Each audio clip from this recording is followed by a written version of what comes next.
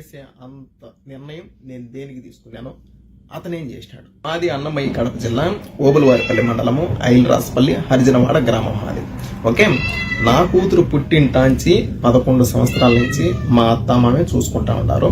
Okay, వాళ్ళ present అయితే ఆర్థిక పరిస్థితి బాగలేక మా యొక్క కోయేట్కి వస్తా మా కూతుర్ని వాళ్ళ చిన్న కూతురి దగ్గర, అంటే మా మరదల దగ్గర మా కూతురు బాధ్యత మా మరదలకైతే అప్పచెప్పేసి కోయేట్కి అయితే వచ్చింది. వాళ్ళు కొద్ది రోజులు బాగానే చూసుకున్నారు. ఓకే, ఒకరోజు ఏం జరిగిందంటే మా కూతురు మంచంలో పనుకోండాలి. ఈ మనిషి అన్నమాట. ఈ మనిషి ఏం చేశాడంటే మా కూతురు నిద్రమత్తులో ఉంది కదా అని మా కూతురు బట్టలు తీసేసి బలాత్కారం చేసి నోరు మూసిపెట్టి బలాత్కారం చేసి ఇంకా చేసేదానికి ప్రయత్నించినాడు. ఒకవేళ అరిస్తే నోరు మూసిపెట్టి ఒకవేళ ఎంత పనైనా చేద్దాము చంపేసేదానికైనా కానీ అంటే ఆ ఆలోచనతోనే బలాత్కారం చేసి చంపేసేదానికైతే ఈ మనిషి అయితే చూసినాడు.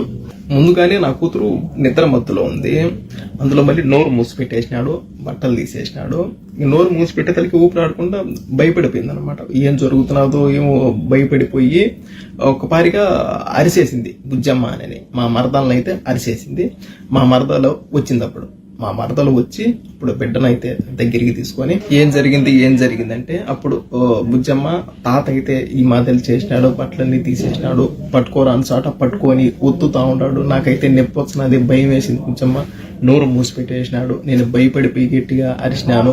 తరువాత మా మరదలైనా గాని మా మరదలు వాళ్ళ భర్త రమణ అయినా గాని వీళ్ళిద్దరూ ఈ మనిషిని దేనికి ఈ మాదిరి చేసినావు పసిబిడ్డనని ఒక్క మాట అడగల. తరువాత నా బిడ్డను వీళ్ళిద్దరూ బెదిరించినారు. తాత ఈ మాదిరి అని చేసినాడు అని నువ్వు ఎక్కడ చెప్పగాకని నా బిడ్డనైతే బెదిరించినారు. నా బిడ్డ భయపడిపోయింది. తర్వాత మా మరదలు మా భార్యకి ఫోన్ చేసి మా ఇంట్లో వసతి లేదు, నీ బిడ్డను చూసుకునేదానికి, నీ బిడ్డ నువ్వు తీసుకోబో అని ఎమర్జెన్సీగా చేసింది. మా ఇంట్లో గొడవలు గాన వసతి లేదు అనే తలికే సరే అని నా భార్యను ఇంటికి పంపించిన. బిడ్డను తీసుకురాపో, మన స్వాధీనంలో పెట్టుకున్నాం, మనం చూసుకున్నాము అని. ఓకే, పోయింది, తీసుకొని వచ్చింది. ఓకేనా, అని నా బిడ్డను మంచిగా అడిగింది నా భార్య.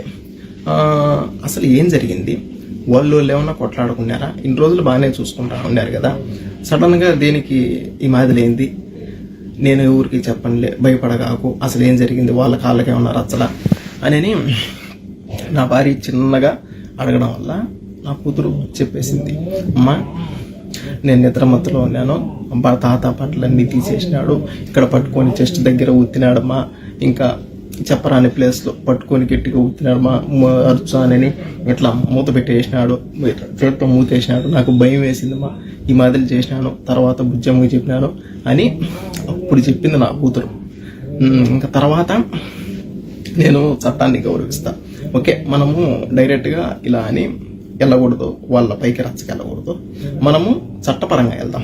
ఓకే, ఓబులవారిపల్లి పోలీస్ స్టేషన్లో ఈ మాదిరిలా జరిగిందని కంప్లైంట్ అని నేను చెప్పిన. ఓకే, ఆమెని నా భార్య వెళ్ళింది, కంప్లైంట్ ఇచ్చింది. తర్వాత వాళ్ళని పిలిపించినారు. వాళ్ళని పిలిపించి ఈ మాదిరిలా జరిగిన దానికి వాళ్ళను ఒక్క దెబ్బ కూడా కొట్ల, ఏదో 2 మాటలు తిట్టి ఆమెని అక్కడి నుంచి ఇంకా మీ జోలికి మీ బిడ్డ జోలికి ఇంకా వాళ్ళు రారు అని పంపించేసినారు.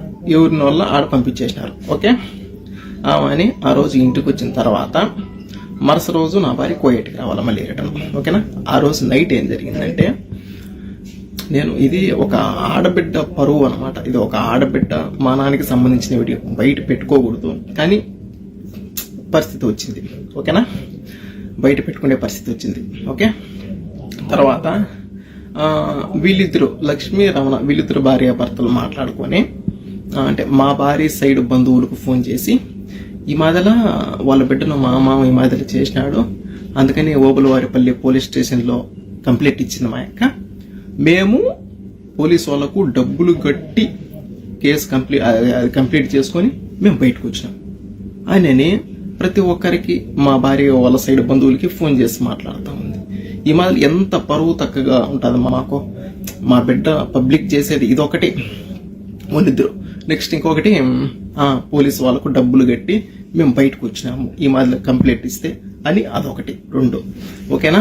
ఆమెని మా భార్య నాకు ఫోన్ చేసి ఈ మాదిరి అంటా ఉంది బావా, ఎట్లా అంటే సరేలేబా నువ్వు మళ్ళీ వెళ్ళు పోలీస్ స్టేషన్కి వెళ్ళు, ఈ మాదిరి అని చెప్పు, ఈ మాదిరి పబ్లిక్ చేస్తున్నారు సార్, పబ్లిక్ చేస్తే మాకే కదా భయసనము అని చెప్పు, ఏమంటారో చూద్దాము అని మళ్ళీ పంపించిన.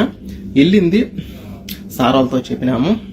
వాళ్ళు ఫోన్ చేసి మాకేమన్నా డబ్బులు ఇచ్చినారా, దేనికి ఈ మాదిరి చెప్పినారు, దేనికి పబ్లిక్ చేస్తున్నారు, ఇది ఆడపిల్ల విషయం కదా అని తిట్టినారు. తిట్టేతలకే నువ్వేమో నన్ను ఏమన్నా అంటారేమో అని లక్ష్మి ఏదో పురుగుల మందు తాగి ఏదో సూసైడ్ చేసుకునింది. వాళ్ళ పక్క ఏ అంత పెద్ద తప్పు లేకపోతే సూసైడ్ అంత వరకు వెళ్ళింది. ఓకే, సూసైడ్ చేసుకునింది. తర్వాత ఈ మాదిరి సూసైడ్ చేసుకునిందని అక్కడి నుంచి ఎస్ఐ సార్కు ఇన్ఫర్మేషన్ వాళ్ళు చెప్పినారనమాట. ఈ మాదిరి సార్ రాలేదు, ఈ మాదిరి ఏదో తాగిండది అని అని ఆ సార్ ఉండేసి ఈ మాదిరిలా ఏదో తాగిందంట, ఆమెకి ఏదన్నా కానీ అయితే నిన్నైతే అరెస్ట్ చేస్తామని మా భార్య అన్నారు. ఏంది ఇది, మా భార్యను అరెస్ట్ చేస్తా అన్నారు. మేము బిడ్డ విషయం ఈ మాదిరి జరిగిందని వస్తే వాళ్ళు ఏదో చేసుకోవడం వల్ల మా భార్యను అరెస్ట్ చేస్తానంటే నువ్వు ఇక్కడే ఉండాలా, పోయేటకు కూడా పోలేవు అని సార్ మాతో చెప్పినాడు. ఓకేనా, తర్వాత మా భార్యను అక్కడే స్టేషన్లోనే, అప్పటికి స్టేషన్లోనే ఉంది.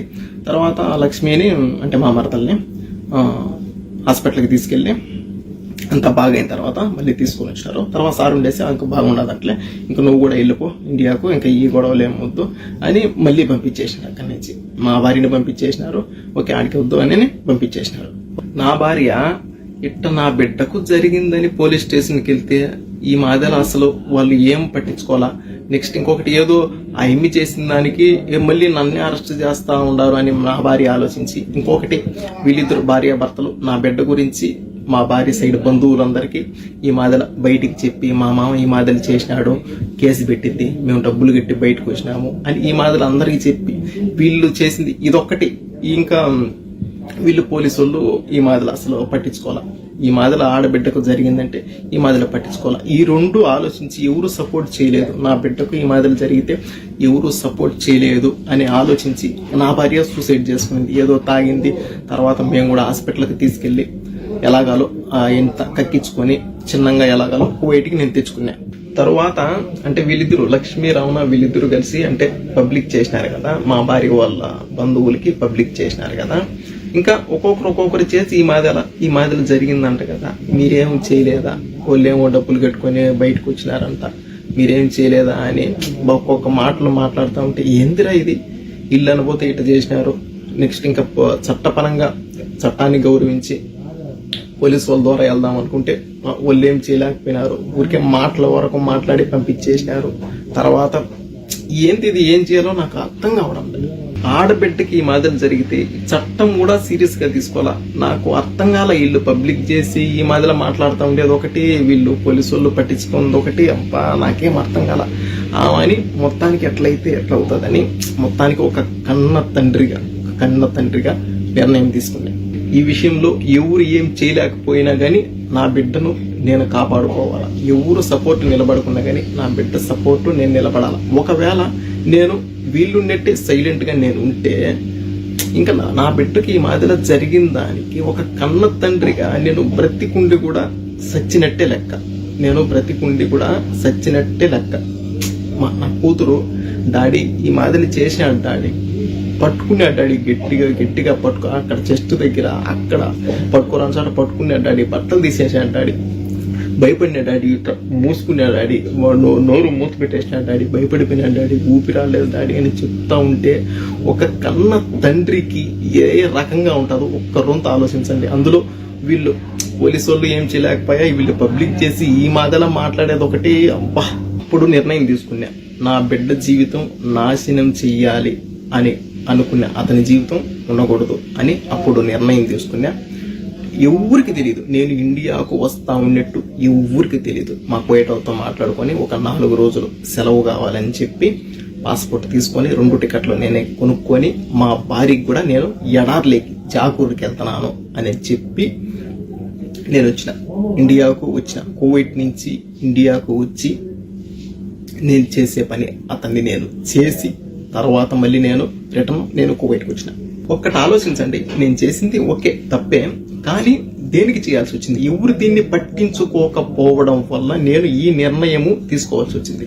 నేను ఒక రచ్చకు బాను, ఒక గొడవలకు బాను, ఎవరిని ఒక మాట తప్పుగా నేను అన్ను. అలాంటిది ఇంత నిర్ణయం దేనికి తీసుకున్నాను? అంతవరకు పరిస్థితి వచ్చింది, ఇంతవరకు తీసుకొని వచ్చినారు. ఇతనిని చంపిన విషయంలో నా సైడ్ బంధువులకు కానీ మా భార్య సైడ్ బంధువులకు కానీ ఎవరికి ఏ సంబంధం లేదు. మొత్తం అంతా పూర్తి బాధ్యత నాదే, నేనే చేసిన. ఓకే, ఏం చేశాను? ఒక కన్న తండ్రిగా వీళ్ళు పోలీసు వాళ్ళు ఏం సీరియస్ గా తీసుకోకపోయా. వీళ్ళు అనబోతే లక్ష్మి వాళ్ళ భర్త ఈ మధ్యలో అందరికీ ఫోన్లు చేసి అల్లరిపాలు చేస్తా ఉంది, రచ్చగొట్టినట్టు మాట్లాడుతూ ఉంది. ఒక కన్న తండ్రిగా ఇంకా నేను ఏం చేశాను? ఇంకా నిర్ణయం తీసుకోవాల్సి వచ్చింది. నిర్ణయం తీసుకున్నా, ఇండియాకి వెళ్ళినా, చేసే పని చేసినా, మళ్ళీ కువైట్ కి వచ్చిన. ఓకే, ఇండియాలో అంటే అక్కడ ఈ మాదాల మనిషిని చంపినారు అని తెలుసు, కానీ దేనికోసం చంపినారు, ఎవరు చంపినారు, అంత ఇతనేం చేసినాడు అని తెలీదు. ఇతనేం చేసినాడు, అంతవరకు చంపేంతవరకు ఏం చేసినాడు అని ఎవరికి తెలీదు. అందుకని ఇంకా నా జీవితం పోతే పోయింది నాకు తెలుసు, ఎందుకంటే తప్పు చేసిన పోతే పోయింది. అందుకని బిడ్డ పరువు కూడా పబ్లిక్ చేసేసినారు. అందుకని దీనికోసం వీళ్ళు ఈ మాటలు చేసినారు. అందుకని నేను ఇలా చేయాల్సి వచ్చింది. అందుకని నేను ఈ వీడియో పెడతా ఉన్నా. నేను చేసింది తప్పు, నేను ఒప్పుకుంటున్నా. చట్టాన్ని గౌరవించి నేను ఈ విషయం నేను పబ్లిక్ చేసి నేను లొంగిపోయేదానికి నేను వస్తా ఉంటా. నేను ఇండియాకు వస్తున్నా, నేను సరెండర్ అవుతా. ఓకే, నేను చేసిన తప్పే, కానీ నా బిడ్డకు ఈ మాదిరి జరిగింది, ఎవరు పట్టించుకోకపోవడం వల్ల నేను ఈ మాదిరి చేయాల్సి వచ్చింది. ఈ రోజు నా బిడ్డకు జరిగింది, రేపు ఒకవేళ మీ బిడ్డకు, మీ ఇంట్లో ఆడవాళ్ళకు ఈ మాదిరి జరిగితే పట్టించుకోకుండా ఒకవేళ ఇంకెప్పుడు పట్టించుకుంటారో, తేటిగా ఆడబిడ్డల మాన ప్రాణాలు తేటిగా పోయిన తర్వాత, సమాధిలోకి వాళ్ళు వెళ్ళిన తర్వాత పట్టించుకొని ఏం ఉపయోగం? ఒక నా బిడ్డ గురించే కాదు, ప్రతి ఒక్క ఆడబిడ్డ గురించి నేను ఆలోచించి ఈ మాదిరిలో ఒకవేళ ఎవరైనా ఈ మాదిరి చేస్తే, ఒకవేళ ఎవరు ఏం చేయలేకపోయినా కానీ, ఒకవేళ వీళ్ళ బంధువులు అయినా కానీ, వీళ్ళ తండ్రి అయినా కానీ, అన్నైనా కానీ, తమ్ముడైనా కానీ, ఒకవేళ ఏదైనా చేస్తాడో తెలిసిన తర్వాత అలా భయపడైనా కానీ ఆడపిల్లల జోలికి రాకుండా ఉంటారు అని ఆలోచించి, నా జీవితం పోయినా పర్వాలే, బిడ్డ పరువు ఈ మాదిరిలో పోయినా పర్వాలే, ఇంకొకరు బాగుంటారు కదా, ఇంకొకరికి ఇది విషయం అని చెప్తానే, ఇంకొక బిడ్డకు ఈ మాదిరిలో జరిగింది అని చెప్తానే అప్పుడైనా సీరియస్ గా పట్టించుకుంటారు కదా అనే ఆలోచనతో నేను ఈ పని చేసిన. ఈ వీడియో రాజకీయ నాయకులకు, సీఎం సార్ చంద్రబాబు నాయుడు గారికి చేరేంత వరకు షేర్ చేయండి. ఎందుకంటే ఈ మాదిరిలో జరిగిన దానికి, ఆడపిల్లల మాన ప్రాణాల గురించి ఖచ్చితంగా వీళ్ళు మాట్లాడాలి. ఇలా జరిగిన దానికి ఖచ్చితంగా వీళ్ళు దీనిపైన రియాక్ట్ అయ్యి ఖచ్చితంగా మాట్లాడాలి. నా సపోర్ట్ మాట్లాడండి అని నేను అనడంలే. ఓకే, ఇలా జరిగినందుకు పట్టించుకోకపోవడం వల్ల ఈ మాదిరి జరిగింది. ఈ విషయం పైన ఖచ్చితంగా కువైట్ లో ఉండే యూట్యూబ్ ఛానళ్ళు, ఇండియాలో ఉండే యూట్యూబ్ ఛానళ్ళు, మీడియా ఛానళ్ళు ప్రతి ఒక్కరూ ఈ విషయం పైన తప్పకుండా మాట్లాడండి. నేను ఇండియాకు వస్తున్నాను, నేను తప్పకుండా పోలీసులకు నేను సరెండర్ అవుతాను. మీరు ఇప్పుడు దీన్ని బట్టి, జరిగిన దాన్ని బట్టి మీరు ఏ శిక్ష చేసినా నేను తీసుకునేదానికి నేను రెడీ. నేనైతే ఇండియాకు వచ్చి మీకు నేను సరెండర్ అవుతాను. దీంట్లో మా వాళ్ళకి కానీ, మా భార్య సైడ్ వాళ్ళకి కానీ, నా సైడ్ వాళ్ళకి కానీ ఎవరికి ఏ సంబంధం లేదు. మొత్తం అంతా చేస్తే నేనైతే వచ్చి నేను మీకు సరెండర్ అవుతాను. ఆడబిడ్డ తండ్రిగా నేను చేసింది కరెక్టే అంటున్నాడు ఆ తండ్రి.